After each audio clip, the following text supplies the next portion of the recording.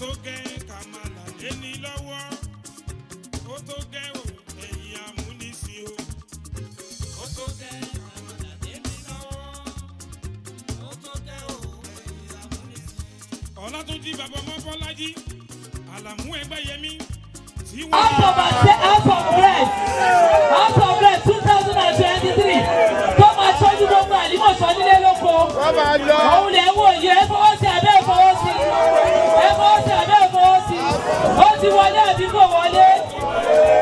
Eléyìí a máa dìbò a dẹ̀ máa wọlé o. Eléyìí ò ṣe láì dìbò ti wọlé o. A máa ṣe kí ni? A máa ṣe kí ni? Ó dẹ̀ máa ṣe kí ni? Ó máa wọlé pẹ̀lú àṣẹ Ọlọ́run. Ọmọọba Idris Balógun, House of Representatives candidate fún gbogbo àlímọ̀ṣọ́ 2023. Inshallah bọ́lá ti bẹ̀ láyé tẹ̀mí ẹ̀ sí wa. Àwọn ilẹ̀ wo. Ẹ̀yin bàbá mi, ẹ̀yin màmá mi, ẹ̀yin ẹ̀gbọ́n mi, ẹ̀yin àbúrò mi, mo kí gbogbo ara lé o. Èmi ọmọ yín náà ni mo wà wájú tí mo ń kí yín. Orúkọ tèmi ni Honourable Prince Idris Balógun. Gbogbo èèyàn mọ̀ sí Olú ọmọ Káàbàtà pátápátá ní ti Dèkòkò nílùú Àlímọ̀ṣọ́. Mo wà lórí ètò lénìí. Ìní ní ọjọ́ tá à ń ṣí ilé ẹgbẹ́ wa, ilé ẹgbẹ́ BAT 2023. Ìtumọ̀ BAT 2023 ilé ẹgbẹ́ yìí fún ilé ẹgbẹ́ Aṣíwájú Bọ́lá Ahmed Tinubu láti ṣe ìpolongo Bọ́lá Ahmed Aṣíwájú fún 2023 sípò ààrẹ wọn ń lọ fún. Òun ló mú wa pẹ̀lú àwọn èèyàn mi pẹ̀lú àwọn sọ̀pọ́tà mi láti mú orí papọ̀ láti gbé ilé ẹgbẹ́ yìí sílẹ̀ tí èmi Idris ọmọ Balógun tí mo kọ́ láti ṣe polongo fún bàbá wa Bọ́lá Ahmed Tinubu ní 2023. Adẹ̀wò pé àwọn èèyàn wá wò pé kí ló dé ó ti tètè yá jù ó ti ṣe kinní kan jù. Alátètè bẹ̀rẹ̀ because Tinubu Àlímọ̀ṣọ́ a máa ń pè ní Tinubu country. Because tó bá dẹ̀ pè ní Tinubu country àwa ló yẹ ká kọ́kọ́ gbé kí ara ta tó gbé káwọn ará òkè ọya gọ́gọ́ tó gbé àwa ló yẹ ká kọ́kọ́ gbé kí àwọn òkè ọya náà kọ́ tó gbé. Ilé ní ọmọ ẹni oníṣèlú bẹ̀bẹ̀rẹ̀ káfílẹ̀ kẹ̀sí di ẹlòmíì ilé la dẹ̀ fi kẹ́sọ̀ lòde. Òun ló mú wa kọ́lé ẹgbẹ́ yìí l'Àlímọ̀ṣọ́ láti máa ṣe polongo fún Bọ́lá Ahmed Aṣíwájú Jagaban of Africa. La fi gbé ilé yẹn sílẹ̀ láti máa ṣe polongo fún Bọ́lá Ahmed Tinubu. Tá bá ṣe polongo lọ tá bá lọ bọ̀ ibẹ̀ la máa fa àdàbọ̀ ètò wa la máa fi sí. Tá bá fẹ́ ráwọn èèyàn táwọn èèyàn bá fẹ́ rí wa tó bá fẹ́ mọ̀ pa bàbá wa ibẹ̀ láti máa dá wọn lóhùn l'Àlímọ̀ṣọ́. La gbé ẹgbẹ́ yẹn lẹ̀ sí Àlímọ̀ṣọ́ ní along Lásù Ìṣẹ́rí Igando road ní kìlómítà 1 ọ̀rẹ́pítà bus stop níwájú petrocam ibẹ̀ nílé ẹgbẹ́ náà wà. Tàgbé sílẹ̀ ẹ ti rí fọ́tò bàbá wa ń bẹ̀ ẹ ti rí fọ́tò Mudashiru Obasa right Honourable Mudashiru Obasa ọmọ tó jọmọ lọ bàbá West àwọn lè jọmọ West lọ àwọn lè ní bàbá West ẹ ti rí wọn bẹ̀ ẹ ti rí àǹtí wa Jọkẹ́ Olópé náà ẹ rí àwọn náà bẹ̀ ẹ wá rí mi gangan mi olú ọmọ tí mo jẹ́ olú ọmọ Káàbàtà come 2023 House of Rep Àlímọ̀ṣọ́ tí mo ń jáde fún tí mo ń aspire fún ẹ ti rí gbogbo wa níbẹ̀. Ìwà dúpẹ́ lọ́wọ́ Ọlọ́run àárín kọ́tà gbélé yìí ìfẹ́ ta níṣẹ́gbẹ́ ni owó ìjọba kọ́ la fi ṣe àfowó èèyàn kan ṣe owó àpò ara wa la fi ṣe àmúnú pọ́ọ̀sì ara wa nínú bísínẹ́sì mi la fi ṣe léyìn lẹ́fún bàbá wa Tinubu nítorí pé wọ́n ṣe gudugudu méje nílùú Èkó wọ́n ń ṣe gudugudu méje yàyà mẹ́fà. Tẹ́ bá wo ìbẹ̀rẹ̀ wọn tẹ́lẹ̀yìnbó àti nǹkan tó ti ṣe sẹ́yìn ẹ ti rí pé bàbá ti try fún ìlú Èkó gan-an ẹ ti rí gbogbo accident wọn tó ti ṣe sẹ́yìn láti 92 tó ti kúrò ní Mobi tó ti jọyìn òṣèlú. Ìgbà tó jọyìn òṣèlú wọ́n jáde fún sínétọ̀ wọ́n wọlé ìgbà tó ń wọlé ogun yẹn pọ̀ àwọn ológun ò jẹ́ kán rí ìjọba yẹn ṣe wọn ò jẹ́ kán ráyè jókòó nílé ìgbìmọ̀ asòfin àgbà ní sínétọ̀. Bàbá wa ajàfẹ́tọ̀ ọmọ ènìyàn ni bàbá wa táwọn èèyàn máa ń pè ní ajàfẹ́tọ̀ ọmọ ènìyàn comrade. Àwọn tó ń jàfẹ́tọ̀ mẹ̀kúnnù òun ni bàbá láti ilẹ̀. Tí àwọn ológun gbógun ti bàbá fi lọ sí exile through àwọn nàdákò, nígbà tí àwọn ológun kúrò lórí ipò tábàṣà kú, bàbá padà sí Nàìjíríà. Bàtí bàbá padà sí Nàìjíríà, bàbá náà fẹ́ jáde fún gọ́vnọ̀. Àwọn bàbá àwọn Bramade Sanya, àwọn bàbá wọ́n dẹ̀ wẹ́kọ̀mù wọn, wọ́n dẹ̀ fún wọn ní ipò gọ́vnọ̀, wọ́n dẹ̀ wọlé. Bàbá lọ primary, wọ́n dẹ̀ wọlé ní 99. Wọ́n ṣe gọ́vnọ̀ ìlú Èkó. Láti ìgbà yẹn ni ìpínlẹ̀ Èkó ti ń yàtọ̀ ọ̀la, ìpínlẹ̀ Èkó ti ń gòkè àgbà sí o. Wọ́n transform ìpínlẹ̀ Èkó gan-an nítorí bí àwọn ayé ológun wọ́n ṣe ìpínlẹ̀, wọ́n ṣe fi ìpínlẹ̀ Èkó sí. Foundation tí bàbá fi lélẹ̀ làwọn gómìnà tó kù ń tẹ̀lé. Mo yín bọ̀ ń bẹ́ẹ̀ ẹlẹ́yà olótù, ẹ má rọ́ọ̀ṣì mi, ẹ̀ka tó lẹ́àkánjú, ẹ̀ka tó lẹ́ẹ̀kọ̀ọ̀kan. Màá tó gbogbo ara ilé máa gbọ́ mi pátá. Nígbà tí bàbá wọlé gọ́fúnà, bàbá ṣe gbogbo méje lẹ́kọ̀ọ́. Tẹ́rí kàtẹ́ tó cut the story short, ọ̀nà tó wà nígbà tí ẹgbẹ́ yìí náà wà ní bàbá ló dualize ẹ̀. Bàbá ló dualize ọ̀nà yẹn sí láti ṣẹ́rí sí ànọ́bà. Àmọ́ position tọ́nà yìí wà ń gbà yẹn. Tí ọ̀nà yìí wà ní àmọ́ position tọ́nà yìí wà tó jẹ́ pé ọ̀nà yẹn wà náírà gbà yẹn. Àìmọye ẹ̀mí tí ọ̀nà yìí tí ọ̀nà yìí ti waste dànù gbà yẹn. 80 passenger wọ́n máa parẹ́ táwọn èèyàn bẹ̀ máa kú. 80 passenger wọ́n máa parẹ́ táwọn èèyàn máa kú. Gbogbo ẹ̀ bàbá dẹ̀ gun orí oyè, ìyẹn ló kọ́kọ́ jẹ bàbá lógún tí bàbá kọ́kọ́ ní kọ́kọ́ bá mi ṣọ̀nà yẹn láti mọ̀ṣọ́. Wọ́n tún padà sọ́nà Gọ́dọ̀ road náà, wọ́n tún gbé yẹn náà fún Bega solid road. Bàbá náà tún dualize ẹ̀. Ọ̀nà Gọ́dọ̀ tó bá jọ upstairs sínú kòtò kan gbà yẹn, kòtò yẹn á wọlé àwọ̀ ọbẹ̀ kò ní upstairs yẹn ò ní jáde sókè. Bàbá tẹ̀ ti gbé fún Bega, bàbá tún ṣe bẹ́ẹ̀ lọ. Bàbá ṣe Jẹ́gun road, ó ṣe gbogbo ẹ̀. Bàbá yẹn ní tàn rẹ̀ lẹ́kọ̀ọ́. Ìgbà tó tún ṣe lọ, ìgbà tí president wa Ọbásanjọ́ gbà tó rí pé máa yìí ṣe gudugudu méje nípìnlẹ̀ Èkó, yàyà mẹ́fà, ó frustrate ẹ̀. Ó tún sísè owó allocation tó ń bọ̀ lẹ́kọ̀ọ́, ó tún sísè ẹ̀. Bàbá yìí tún sọ ọpọlọ kalẹ̀, ó yá kí la lè ṣe, a máa fi rówó. Bàbá yìí sọ salary òṣìṣẹ́ over 4 years. Bàbá yìí sọ salary òṣìṣẹ́ tí bàbá yìí dẹ̀ sọ salary for everybody tó dẹ̀ fi kúrò mẹ́wọ̀n ọ̀sánwó yẹn padà fún gọ́vnọ̀ mi Fáṣọlá, Babájídé Fáṣọlá, òun lọ́ọ́ release owó yẹn fún. Bàbá náà ló dẹ̀ fi Fáṣọlá náà síbẹ̀. Fáṣọlá náà ṣe gudugudu méje, ó transform Èkó gan-an. Ìkọ́ tí Fáṣọlá lè lẹ̀ làwọn state mi lọ́ ń gùn lé lórílẹ̀ mi. Lórí Cross River, lórí àwọn Ẹdó,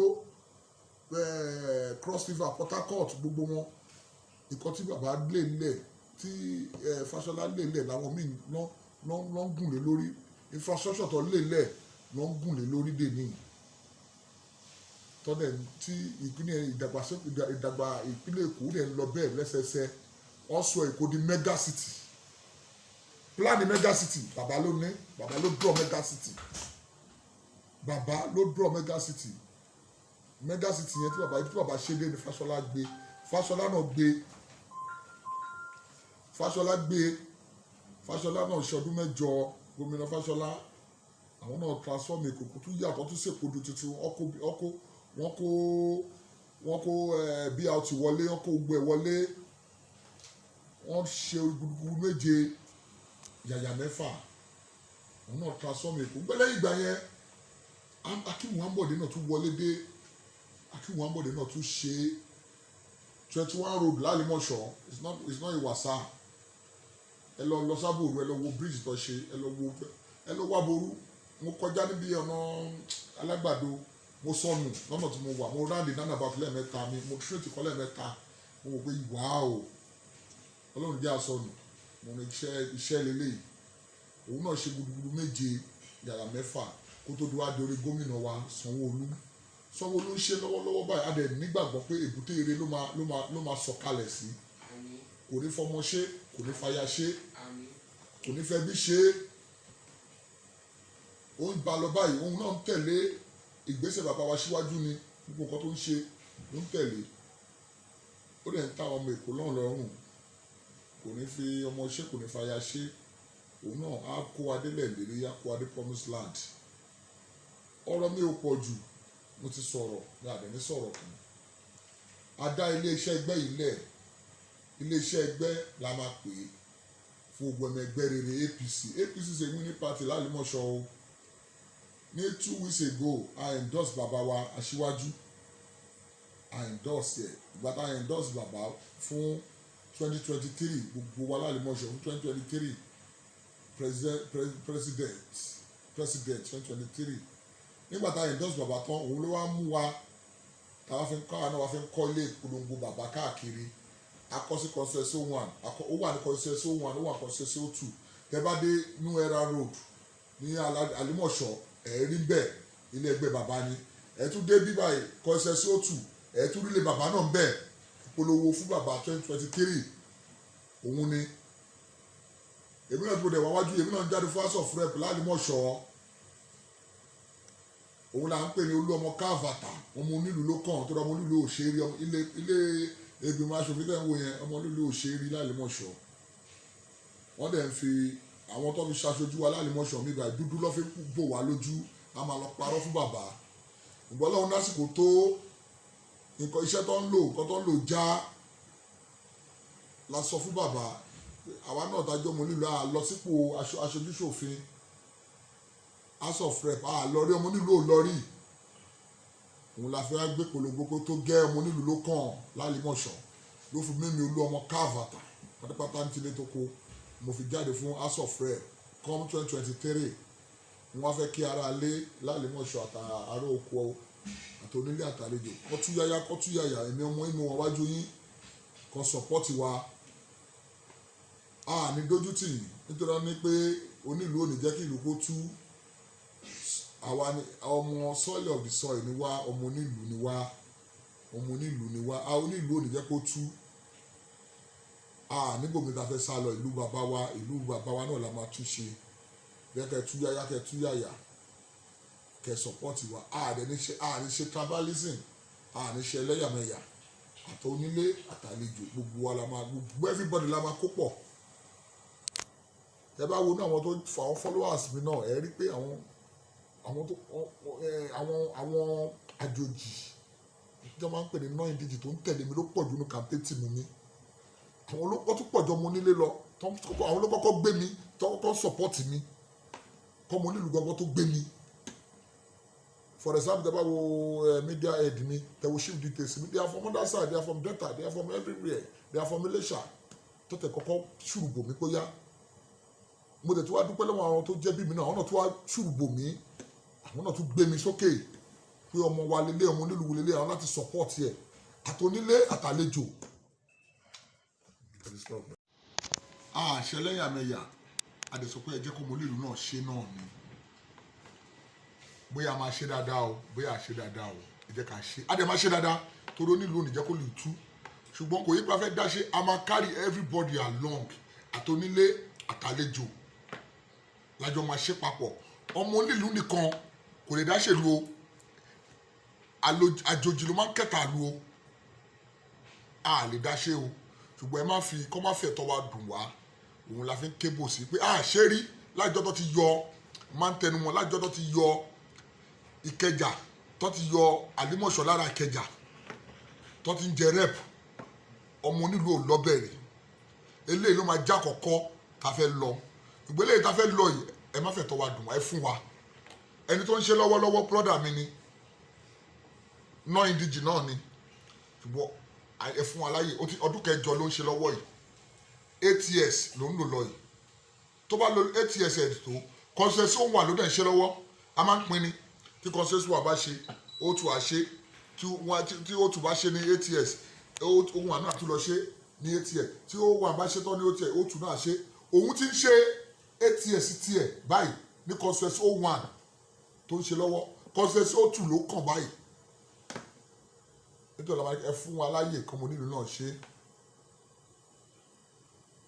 àwọn Àwórì máa ń dárí kan ẹ̀fọ́ ọmọ láàyè ẹ̀fọ́ ọmọ láàyè o ẹ̀fọ́ ọmọ láàyè kọ́mọ kò ṣe ìlú bàbá rẹ̀ o ẹ̀fọ́ ọmọ láàyè ẹ̀fọ́ ọmọ láàyè o ẹ̀fọ́ ọmọ láàyè kọ́mọ kò ṣe ìlú bàbá rẹ̀ o ẹ̀fún aláyè ká ṣe àwọn náà rẹ̀ ṣe dáadáa pọ́ǹsì gbogbo aráàlú.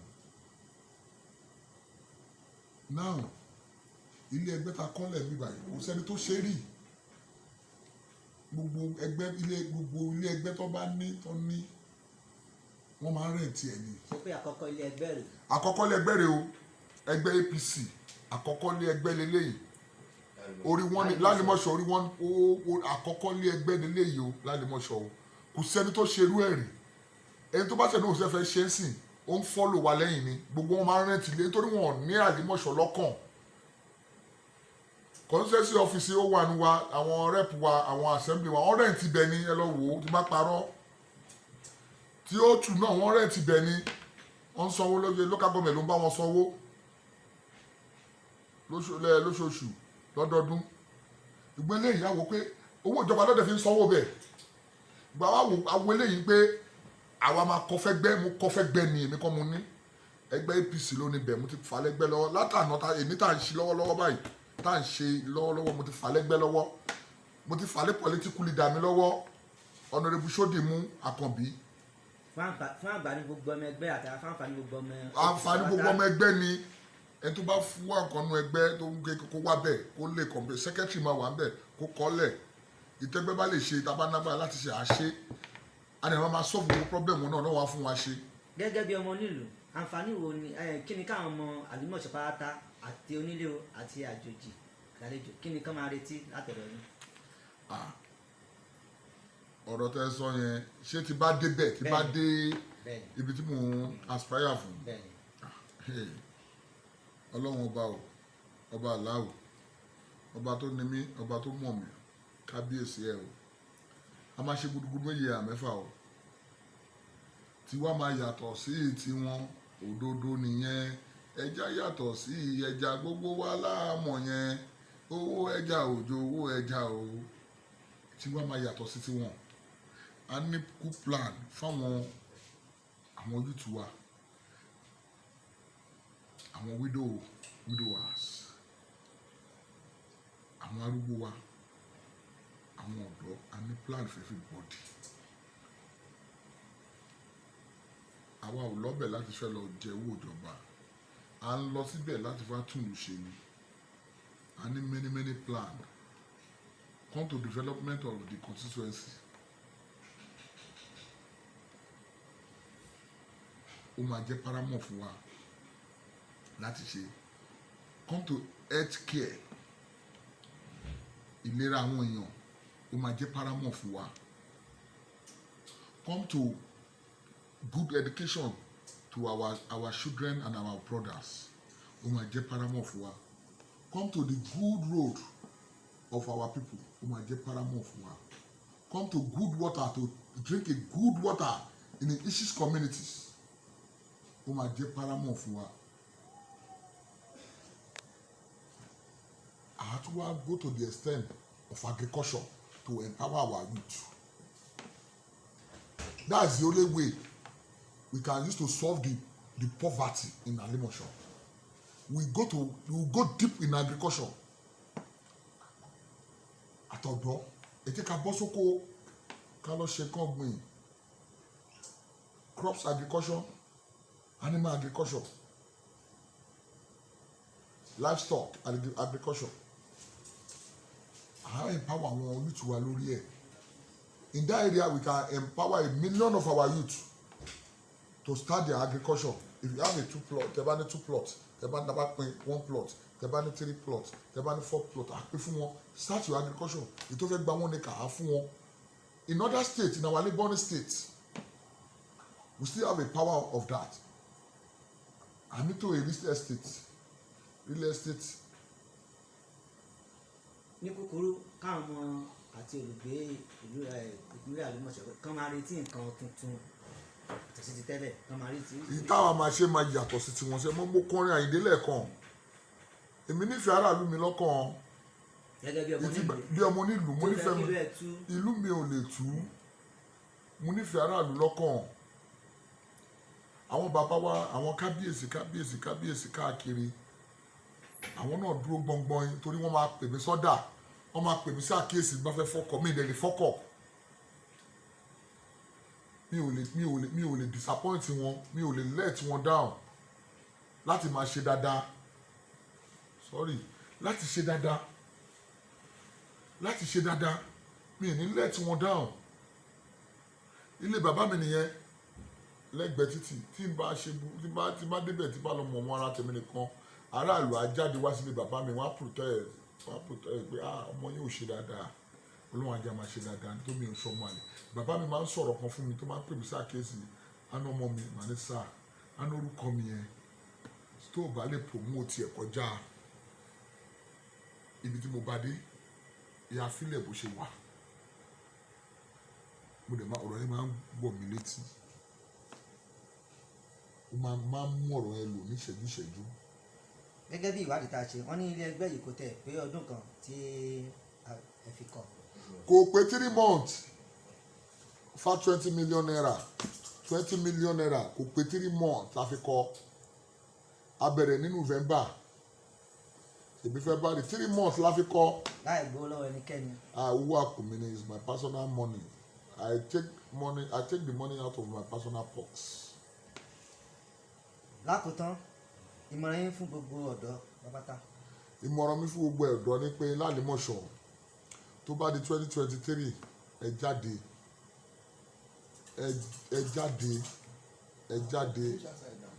ẹ túyáyá tó bá di 2023 ẹ túyáyá ẹ dìbò fẹ́mi Prince Idris ọmọ Balógun ìlú Ìṣẹ̀rí ẹ jáde ẹ dìbò fún mi ò ní let yín down mi ò dẹ̀ ní disappoint yín àtọkùnrin àtobìnrin kó tó dìgbà yẹn náà oríṣiríṣi exercise wọn máa lọ nínú ẹgbẹ́ nípa afẹ́ ṣe one congress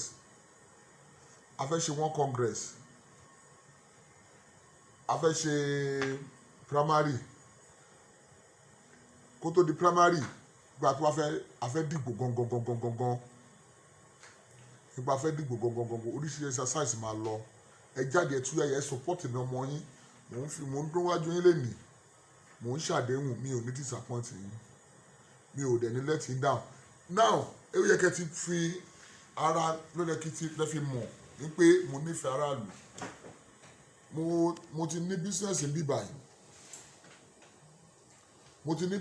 bí báyìí sílùú mi mo ní àǹfààní láti lọ kọ́ business àjà mo nílẹ̀ ń bẹ̀ mi ò ṣe sàjà o mo wá sílùú mi náà mo ní pàtẹ́ máa ṣe business kankan ìlú mi máa ń kọ́ ṣe sí White Royal Hotel láti jẹ́ ká àwọn aráàlú èmi aláṣẹ White Royal Hotel mo wà wájú yìí atótúlétàn ni mi ò proud wájú yìí ẹ dáríjì mi o mo kọ́ hòtẹ́ẹ̀lì yẹn láti 2014-15 èèyàn tí mo lájọ́ náà 2014-15 mo ti gba èèyàn almost 100 people ni mo ń san every month over 6 years since mi ò fail mo ń employ àwọn èèyàn mo ń control àwọn èèyàn over 100 staff mo ní business ní bíbá mo ní business lájà o mo ní business ní bíbá mo ní hotel lájà náà mo ilé mi kọ́kọ́ bẹ̀rẹ̀ tó kọ́kọ́ ṣe nítorí mo nífẹ̀ẹ́ àwọn èèyàn mi ọ̀pọ̀ nínú wọn náà wọn tó wà bẹ́ẹ̀ lọ́wọ́ wọn ò lè ṣe business yìí environment àwà yìí àwọn tó jẹ́ politician náà tó jẹ́ àwọn tó di ipò kankan mú níjọba 2 sí 3 ìta ló máa lọ ń ṣe sí inú àwọn ibi mò ń gbé nílùú mi mò ń ṣe business nílùú mi mo wà láàrin àwọn èèyàn mi nílùú mi mò ń sùn mò ń jí nínú àwọn èèyàn mi nílùú mi mò ń jáde mò ń wọlé nínú ìlú mi mo nífẹ̀ẹ́ àwọn èèyàn mi mo máa fẹ́ gbogbo yín kẹ́ show love yẹn sí mi náà mo fẹ́ kẹ́ show love yẹn sí mi náà mo fẹ́ kẹ́ show love yẹn sí mi kẹ́ jáde kẹ́ support mi kí ẹ túyáyá kẹ túyáyá tó bá any activities any ìgbàkígbà ẹ jáde ẹ support mi ò ní lẹ́tì yín dáhùn mi ò dẹ̀ ní disappoint yín mo ṣàdéhùn fún yín ẹ jọ̀ọ́ ẹ̀yin màmá ẹ̀yin bàbá ẹ̀yin àbúrò ẹ̀yin ẹ̀gbọ́n tí bá ṣẹ̀yìn ẹ má bínú mi.